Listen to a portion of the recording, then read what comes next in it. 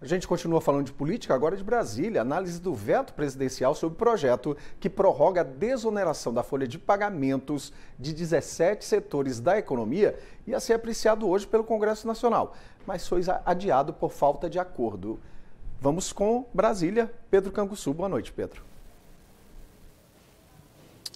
Foi adiada mais uma vez, desta vez para a próxima quinta-feira, dia 14 de dezembro, viu, Leal? Muito boa noite a você, a todo mundo que nos acompanha aqui no Jornal Paranaíba. Essa não é a primeira vez, então, que os parlamentares adiam a análise do veto presidencial sobre o projeto que prorroga a desoneração da folha de pagamento. E o motivo é justamente que não há um consenso, um acordo entre os parlamentares. Aí a gente fala, então, da base governista e também da oposição. E um dos motivos que foi adiado também para a próxima semana é que alguns parlamentares estão na COP28 lá em Dubai. Segundo, então, o presidente da casa, senador Rodrigo Pacheco, essa discussão vai ficar para a próxima semana, no dia 14 de dezembro. Pacheco, inclusive, falou com a imprensa após uma reunião e deu detalhes, então, de como é que vai funcionar esse calendário na próxima semana. Vamos ouvi-lo.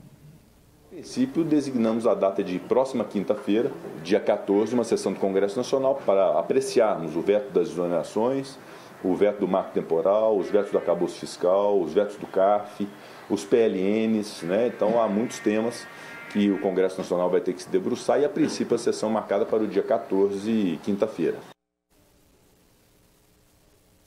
Bom, o Congresso deve analisar, então, 39 vetos presidenciais, sendo 29 promovidos pelo governo e 10 da oposição. Inclusive, há algumas semanas, o ministro da Fazenda, Fernando Haddad, disse que vai apresentar, então, uma solução alternativa à desoneração da folha de pagamento, desse veto, né, aqui no Congresso Nacional. Haddad, inclusive, não falou quais medidas serão essas, mas disse que primeiro vai conversar e debater com o presidente Lula. A gente, claro, continua falando dessa questão da desoneração da folha de pagamento e a gente relembra, então, para quem nos assiste, que é o seguinte: pelo texto, a contribuição previdenciária de 20% sobre a folha salarial do empregador será substituída, então, por uma alíquota que varia entre 1% e 4,5% da receita bruta das empresas. E isso, claro, gera, então, um conflito ali, gera um burburinho, afetam diversos setores da economia, entre eles o da construção civil,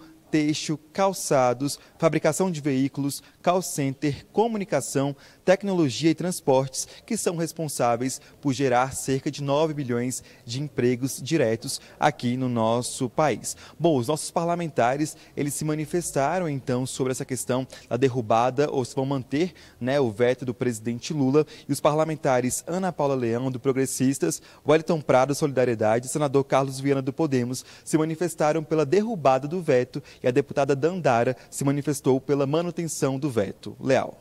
Muito obrigado, Pedro. Uma boa noite para você.